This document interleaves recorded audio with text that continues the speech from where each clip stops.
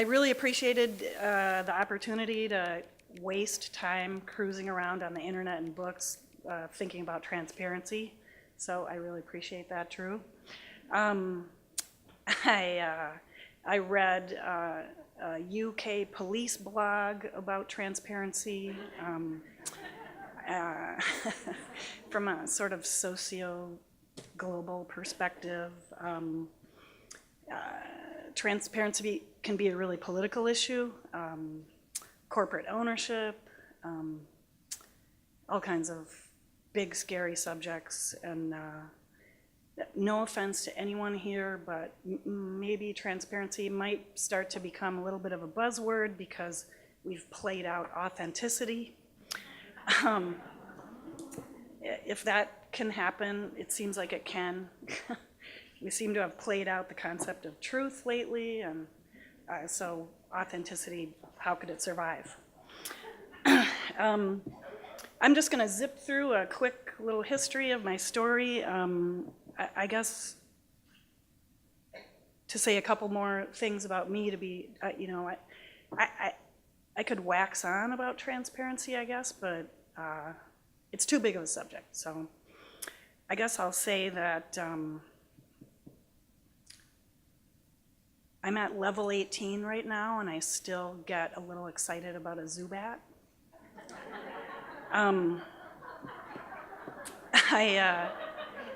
I just adopted a couple of toddlers from the foster system. They've lived with us for about 7 months.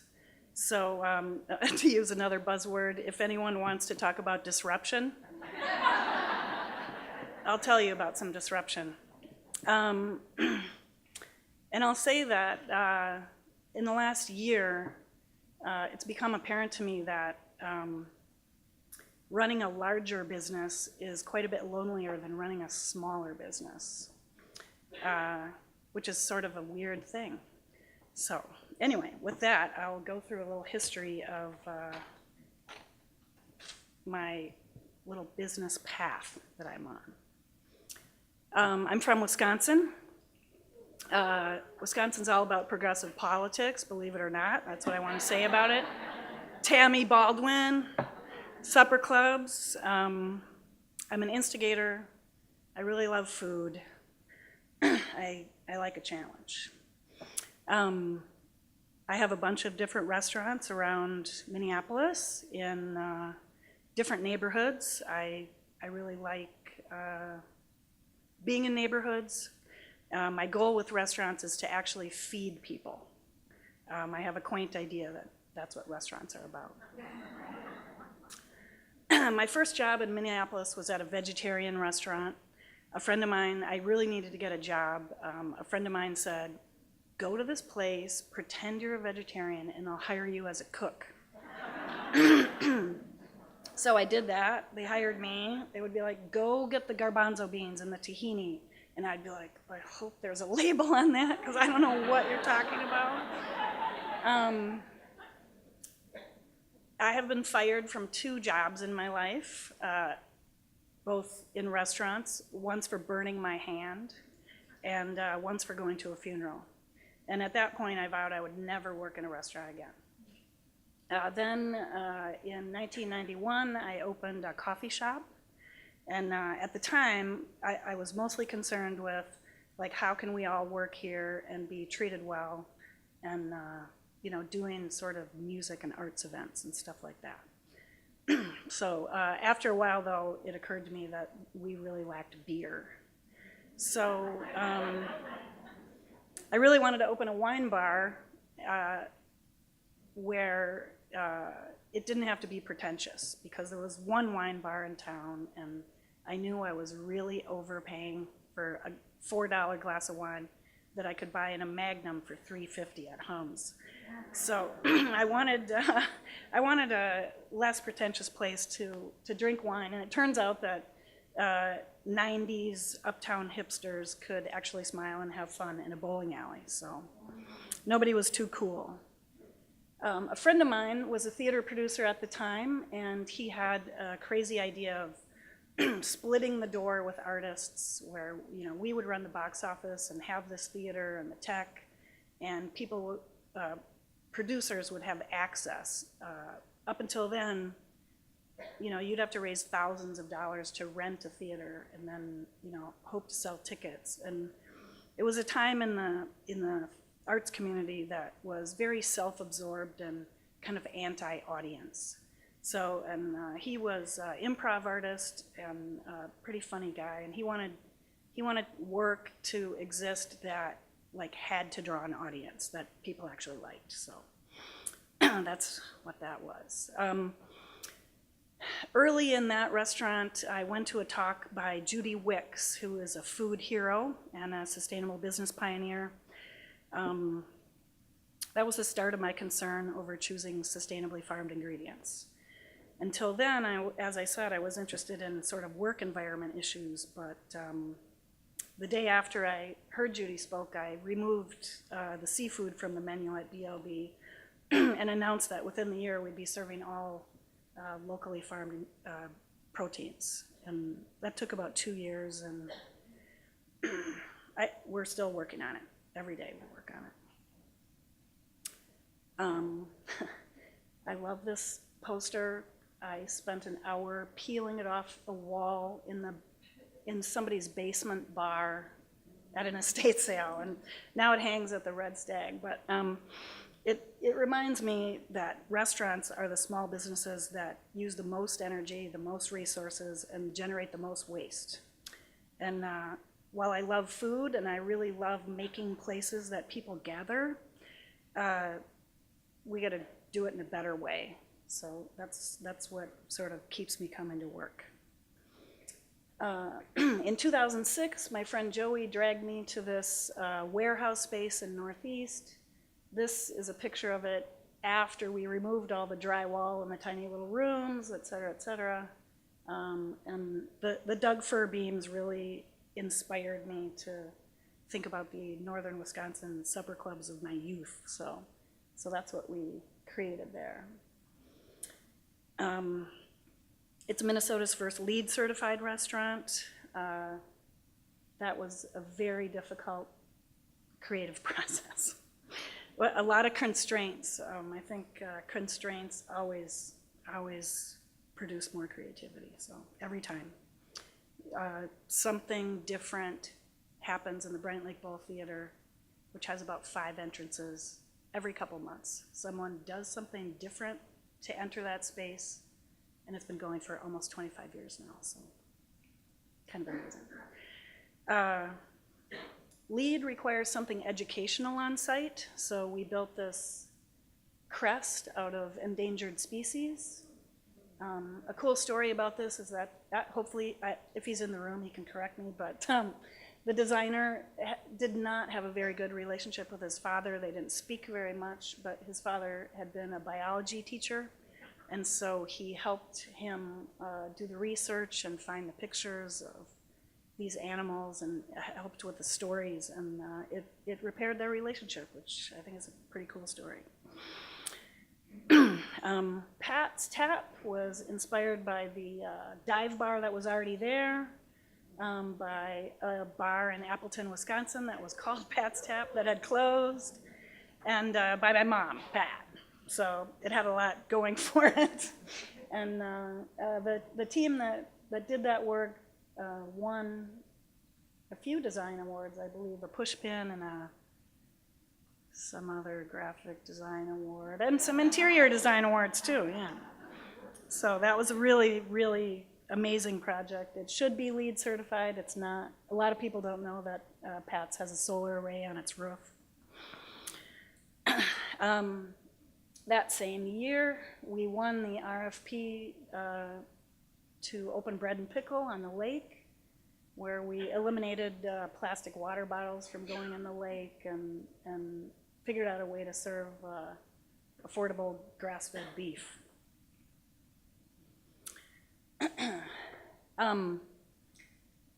Author and farmer Wendell Berry said, "Eating is an agricultural act." Tiny Diner tries to reconnect people to the agricultural aspects of food by being surrounded by our permaculture demonstration gardens. I think it's the strongest example of my triple bottom line. approach to business that I have created so far. These are our full-time farmer, Kobe, the second from the right over there, and her interns had another farm over kind of by the Riverview Theater on a double lot. And last year we harvested about 2,000 pounds of vegetables off that lot. So that's meant to be a demonstration of the level of production that permaculture can produce, so that we can obliterate the dominant narrative around not being able to feed the world without killing them at the same time with chemicals. My last place that I opened is the Third Bird on Loring Park. There we cook with fire. And it had a bunch of failed restaurants in it prior to that, so I changed the entrance from the front to the back to sort of reorient the way people thought about the space. And it's still not quite working out, so if you're hungry tonight, that would be great if you would go there. Or tomorrow, next week, you know, free valet, beautiful park. Anyway, so yeah, I figured out how to do that in halftone on the PowerPoint. So. Solidarity. A friend of mine helped me sort of boil up these things that I care about into a couple different phrases, which I'm going to run by you for the first time ever in public. Here's my branding project in the works, right? So the first and foremost thing that I care about is feeding people good food. I can't say it's awesome every single time. It's really hard to make 350 people work in concert to make sure each and every single plate is perfect. But that's pretty much what my job is, so we try. Diversity in all things is very important to me. Carrots taste better and are healthier for you when they grow in soil that has a diverse amount of various life inside of it. And I think you know, that's from the ground up, diversity is just a better thing. So that's how we try to be. And you know, we try to, because we're neighborhood restaurants and I care about the arts and various social justice and agricultural issues, we try to connect in as many ways as we can with the neighborhoods that we exist within. So, and that's it, over, done. Except for questions, that's what I'd prefer.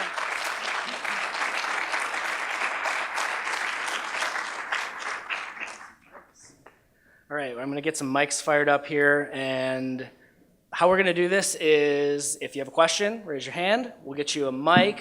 One of the people on the sides, I think Adam's got a mic. One other person? Nope, we got one more over here, Michelle.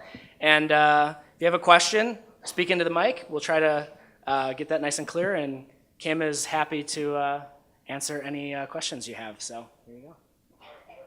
Hi. Hi. You said at the beginning that as you have opened more businesses or as your business has gotten larger, you've become lonelier. Can you talk a little bit about why and how you're thinking about what you might do ahead to deal with that? Why is sort of two parts. The business part, I guess, is that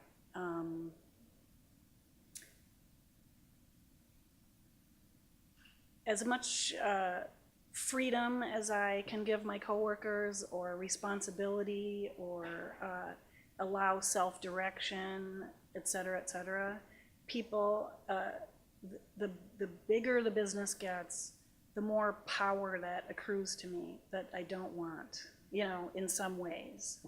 I want people to have their own power and responsibility. And that's a really hard thing to break down. And I've seen sort of corporate politics, although I can't claim to speak to that at a very big level, seems to happen. Where people who clearly have complementary skills and complementary job descriptions still seem to kind of want to jostle around and decide who, is the bigger person or has more of something, more of my time or more power over their employees or whatever those things are. I published a newspaper in 99 and 2000 for about a year, and I mean, we all worked a bazillion hours a week, and always I was like, everybody doesn't have to be here at 9 a.m., but everyone was there at 9 a.m., no matter what. And so I don't know how you break that down. And then in a personal way, not a day goes by in my life where somebody doesn't say, well, how do you do that? How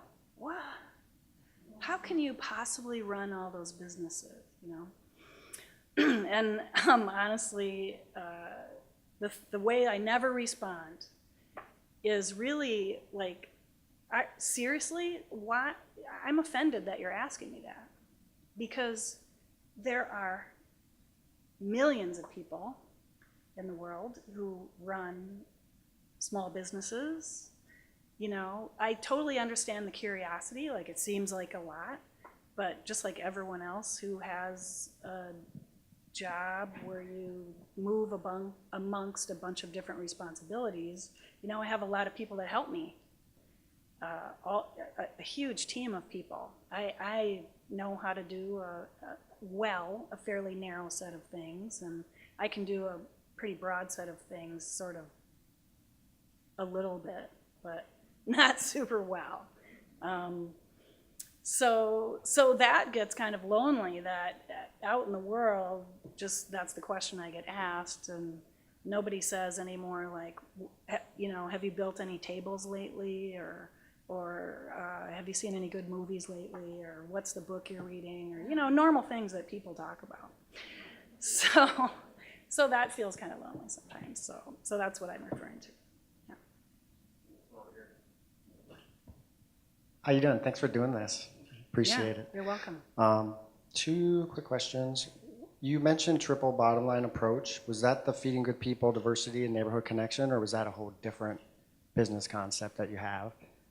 And then secondly, you started in coffee, and I was just wondering what your general thought is about the coffee business in Minneapolis, since it is quite all over the map. I don't know if I have. That's going to be fun to answer.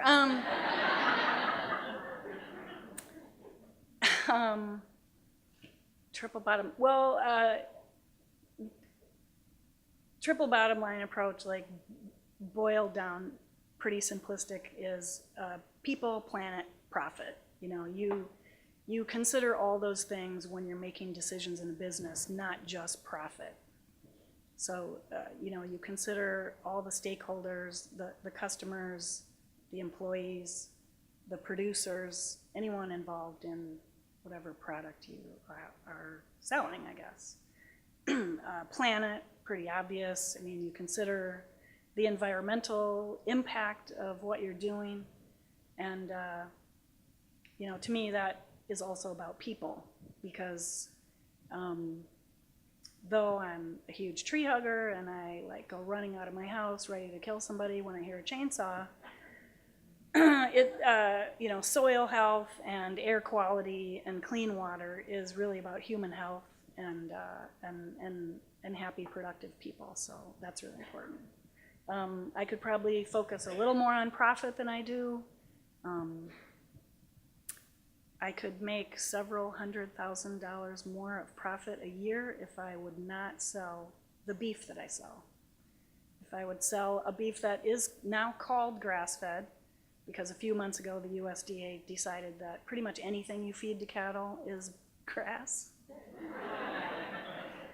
including corn and flax and any kind of grain and everything, so that term now means nothing. You have to know where it comes from, and that's kind of the bottom line there, or what will hurt your bottom line. And a local coffee business, you know, when I opened a coffee shop,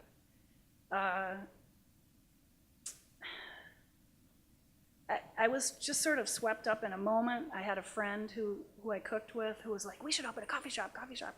And I had been in coffee shops very little. And when we did it, I was like, every day, like, what are these people doing here? Don't they have like laundry or things to do? So, and this was before laptops or, you know, smartphones or anything like that. I mean, we had blank books in Cafe Weird where people would write stories and draw pictures and do illustrations and write notes back and forth to each other as if they were emailing.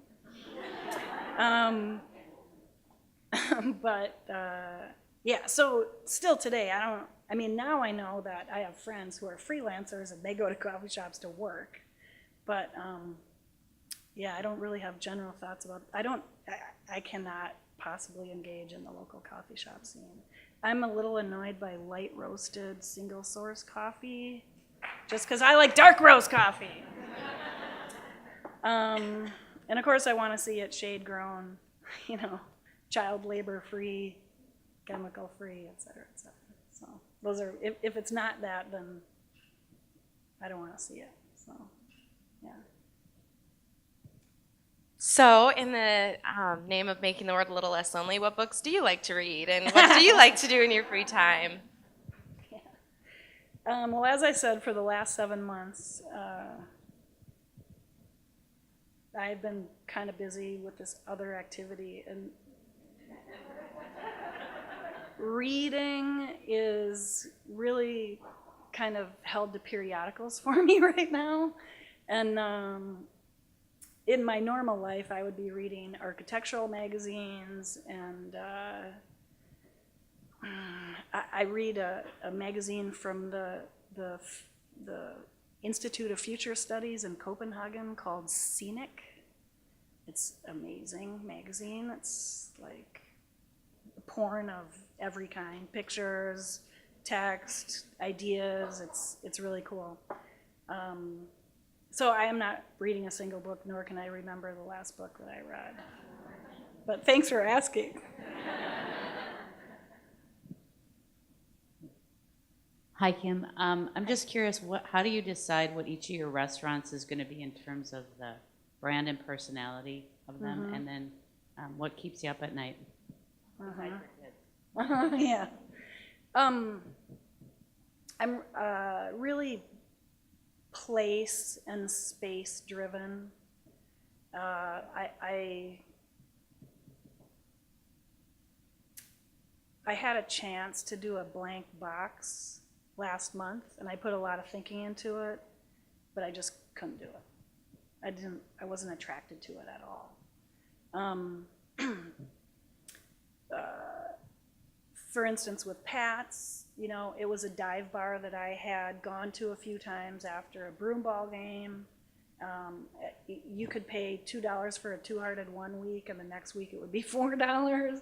They had no food. It was kind of a, you know, hole in the ground.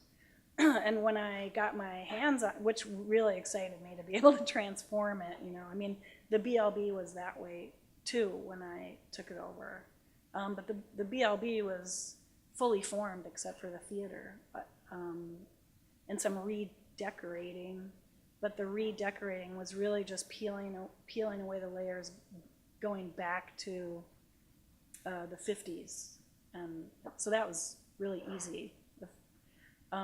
With Pat's, I had a whole kind of interior design scheme ready, and I had decided on a different name for it. But then the name changed, and then a friend of mine who was also my maintenance guy pulled the hood and the stove that was behind the bar down, and behind it was that poodle wallpaper. And he was like, "Oh, Kim's gonna want to keep this." You know? So, and you know, he texted me a picture, and I was like, "Stop doing everything," you know. And we completely redesigned the whole interior, more or less around that poodle wallpaper. And I spent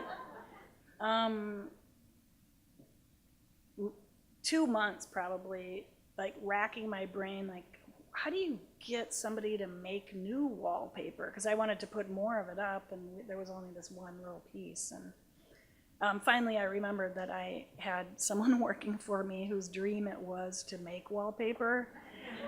And so then we made some more wallpaper. And, you know, that bar, the public hearing that we went to was neighbors yelling for 45 minutes who were so angry about that place, and the number of police calls and that kind of stuff. So, you know, it was like, how do you make a dive bar kind of shiny and bright and not a place where the police come all the time?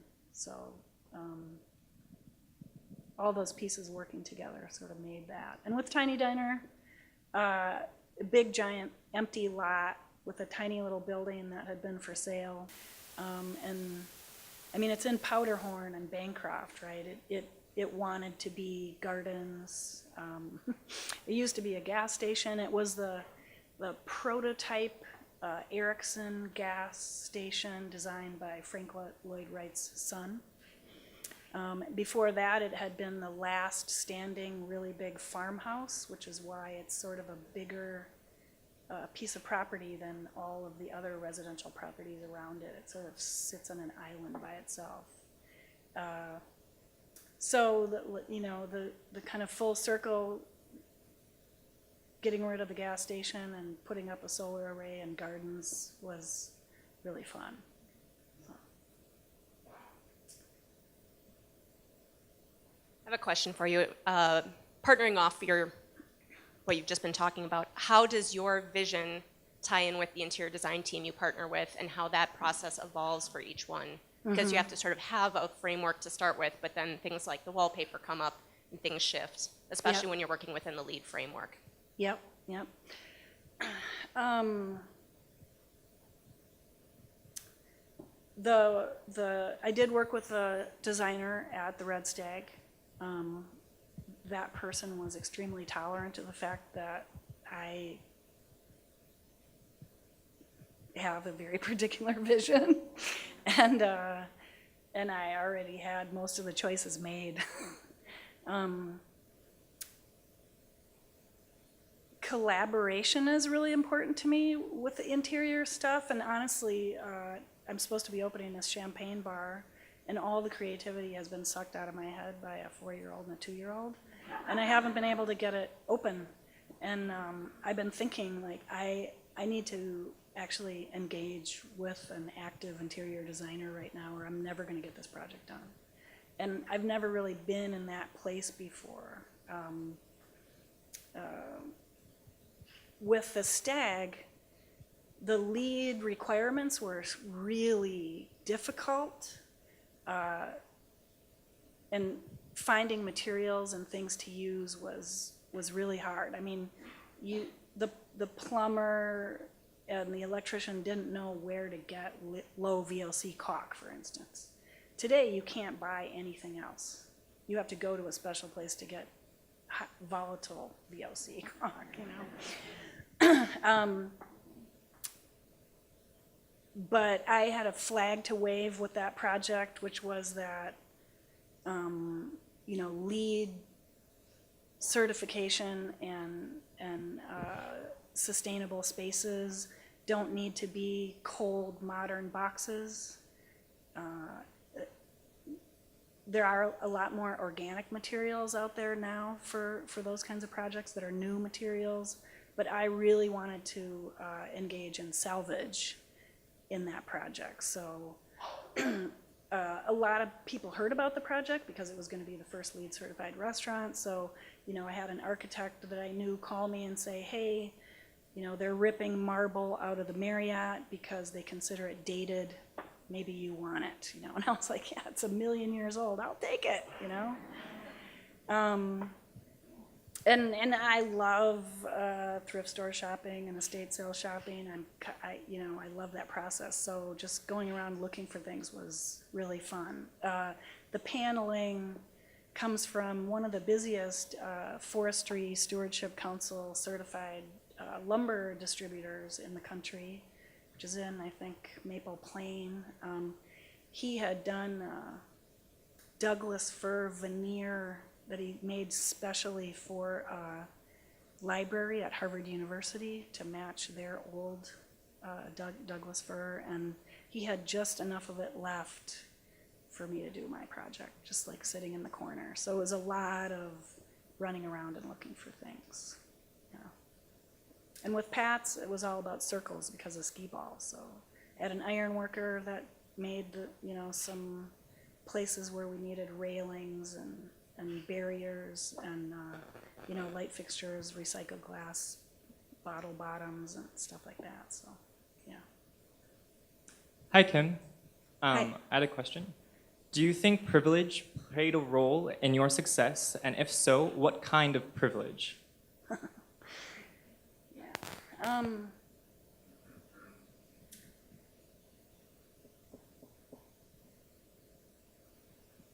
Yes, for sure, because I'm privileged to be able to have done the things I have done. To open my first business, I maxed out my single mother's credit card. I talked a friend of mine into getting her dad to lend her $5,000. So we opened that business with $10,000. You can't even do a food truck now with $10,000, but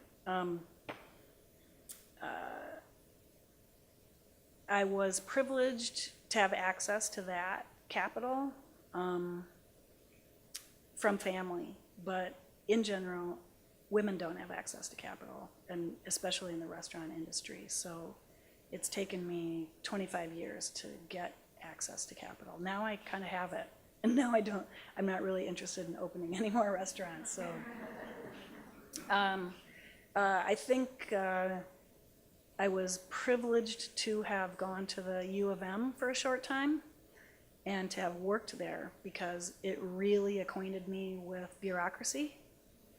And the city of Minneapolis can be a very difficult place to navigate. And I'm privileged to be blessed with a mother that kind of taught me not to take no for an answer and to always ask why. And so that bureaucratic education combined with those things really helped me navigate some difficult places. And I'm privileged to speak English in that regard too. But it's very difficult to navigate that landscape otherwise. Yeah, that's about what I can say about that. Hi. My first part's not a question. I just want to say I've been to the Third and it's really good. Yeah. And then my other question is, do you have a favorite? Yeah. That's another question I get asked a lot, but I up until recently I couldn't think, oh, I have children. Which one is my favorite? No. I kind of don't. Sometimes I have a naughty child, one that is really annoying me. But they all represent different things that are my favorite, kind of. The stag is my fish fry place, and I think of Tiny Diner as kind of my happy face restaurant. It's my breakfast joint, and so on and so forth. So whichever one I'm sitting in at the moment is either my favorite or the naughty one that's annoying me. So. One last question I think we have time for. Hi, Kim. Thanks for sharing your story. Very delightful, and congratulations on your 2- and 4-year-old. Thank you. Quick question. From your cafe, Weird, did you save any of the memorabilia or the exchanges and the books and the Yeah. conversations? Yeah, that's on my list. I do have all those books. one of my employees has a couple of them, but I have them all, and I have talked to, I really would like to edit them down into one big book, because there's an incredible history of queer community in those books. There's some amazing work by local artists in those books that are just, like in amongst inane things and in amongst prose pieces that will make you weep, So, yep, I save that stuff. And I aspire to get it into a book. But thanks for asking. I no longer, someone has, but I'm not sure how to hunt them down. When we remodeled once, we filled the wall with memo pad papers with people telling us what we should do. And there was a collection of hundreds of those, and those are really fun, but I lost track of those. Yeah, but yeah. Thank you very much. Round of applause.